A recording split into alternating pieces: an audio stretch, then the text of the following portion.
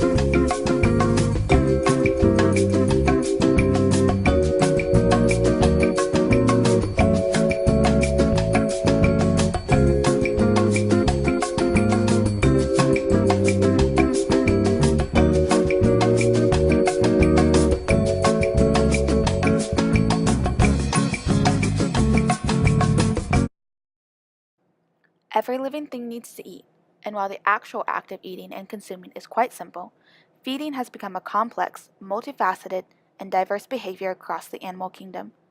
As many of us know full well, hunger can make us do things that we wouldn't imagine doing when in a sated state. This is true among the striated caracara bird, an eagle-like bird of prey. These birds are highly intelligent and will eat almost anything, including carrion, insects, eggs, and weakened animals such as other young seabirds or even lambs. They're also notorious thieves, stealing red objects and food scraps from others, animal or human. Hunting and feeding is one of the few times striated caracara will flock together. However, even in cooperation, there is a clear hierarchy. As this clip shows, older caracara have more right to food than younger, and will fight and scare off younger caracara. This heightened competition among younger caracara makes them even more prone to flocking. See in this clip that there were many younger caracara fighting only two older ones. Since striated caracara are scavengers also, there is a hierarchy between them and other bird species. For instance, vultures are more dominant and caracara have been observed waiting around a vulture feed. However, flocks have also been able to scare away a vulture.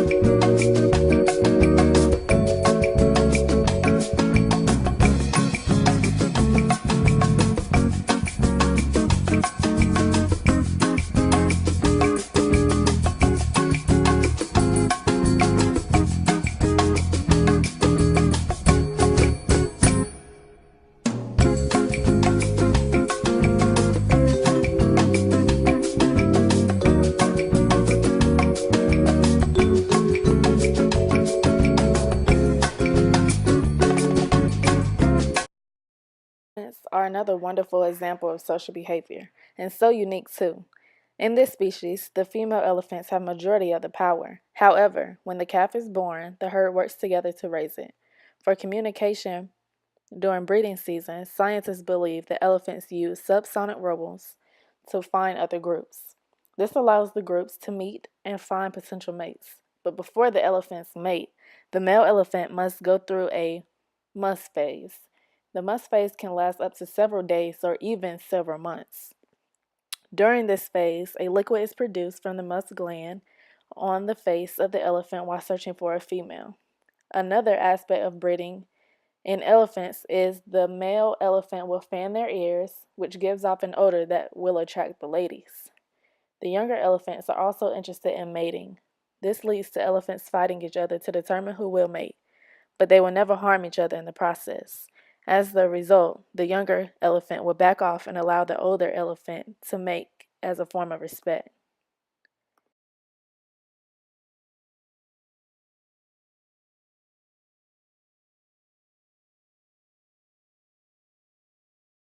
These next animals aren't your typical social animals. In fact, they tend to keep to themselves. That is until they get pregnant. The killer cuckoo catfish and the cichlid fish have a parasitic relationship in which the killer cuckoo catfish forces the cichlid fish to raise its young. The catfish will do what it takes to get cichlid babies and eat them. Scaring them off is not their only option. These catfish try to consume cichlid fish eggs. When retrieving these eggs, they will leave a few of theirs behind. The cichlid fish raises the catfish like it's their own, which shows us an example of broad parasitism. The mother cichlid holds an incubation of eggs in her mouth to increase the offspring's survival. This is an example of mouth brooding.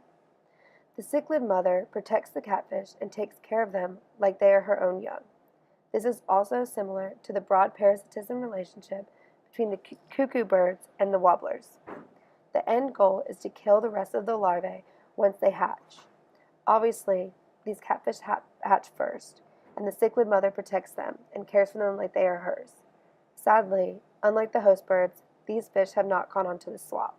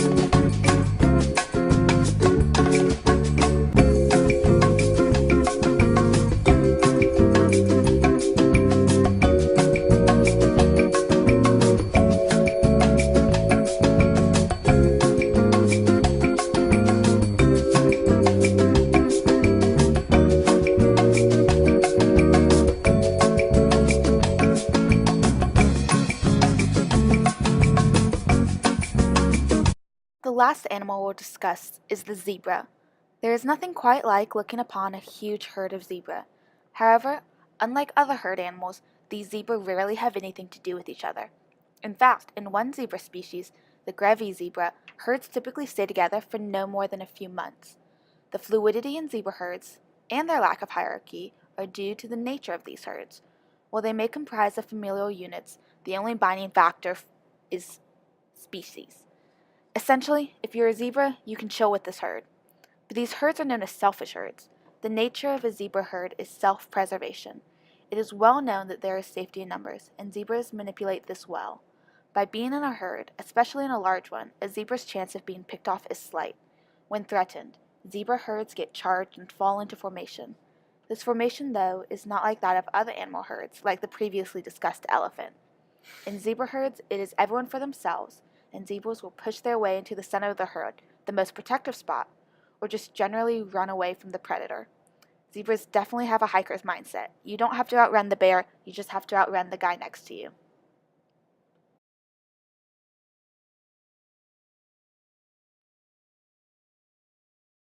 This has been a brief overview of social group behavior. So, from living in the air to the ground and even under the sea, Many species exhibit a wide variety of these social group behaviors, each with their own motivations. Thanks for watching.